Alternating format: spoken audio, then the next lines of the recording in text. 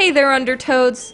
Now we know that I've played the majority of the Pokemons for my past reviews, but my favorites in the whole series were the Gold and Silver generation Pokemon games, as far as mechanics and whatnot.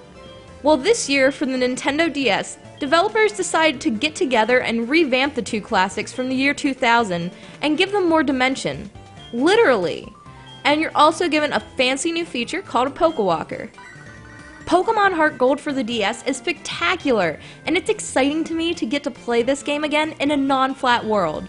The graphics that had once been still reflect in the user interface, but now everything pops out at you. Again, you start this game out just like any other Pokemon game. You get 3 Pokemon to choose from in this game, and you're asked to take either Cyndaquil, Chikorita, or Totodile. I always go with Cyndaquil. In these games, I would not have it any other way. I love watching it evolve later into Typhlosion. Now you're in contact with Professor Elm, and after choosing your Pokemon, you're off to your adventure to be a Pokemon Master yet again. The formula for these games is the only downside and upside. Downside because it's something where playing one Pokemon game lets you know exactly how the others are going to start and flow. But the upside is that the game is extremely addicting still to this day. Now the world of Johto is beautiful to explore once again, and this time because you can actually take some time out to appreciate the graphics of this remake. Combat in this game is the same as any other Pokemon game as far as battles, but now you're using your stylus a lot more if you choose to, instead of your buttons on the right side of your handheld. The organization of your packs also seems to be more simplified than the original Gold and Silver already made it from the previous versions like Red and Blue.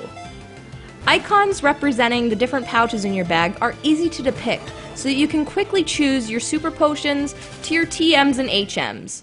Now the Pokewalker you're given you can't see in game because it's actually a physical piece of property with the game, and it's shaped just like a Pokeball with a little screen in the middle.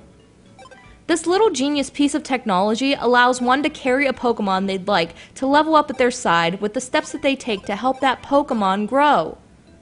You can connect with the Pokewalker back to your DS after using it or before, and it allows you to take or give back that Pokemon to your game for use. I think this was one of the most helpful steps they took in any of the Pokemon games.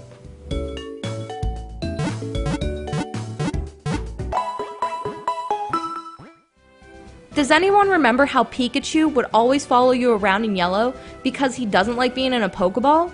Well, I sure do, and in HEARTGOLD, your Pokemon doesn't necessarily hate being in a Pokeball, but it will be alongside you as long as you walk to whatever road you take in Johto. Again, the formula for Pokemons are all pretty repetitive, and there's always vanity Pokemon to get throughout the game on top of the ones you're already collecting. In Gold and Silver, they always had Ho-Oh and Lugia, as well as the lovely legendary dogs.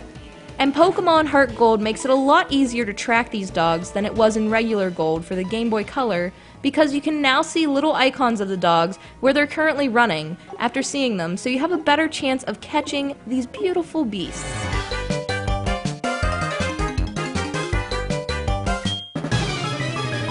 Furthermore, Pokemon hasn't really changed much over the years except for the additions and numbers. I'm glad they remade this game because I still have yet to play Pokemon Black or White, and I'm actually a little intimidated because I feel old because Pokemon in Gold and Silver were the last ones to come out during my age of Pokemon. But I know now I will eventually conquer that fear because, let's face it, you gotta catch 'em all.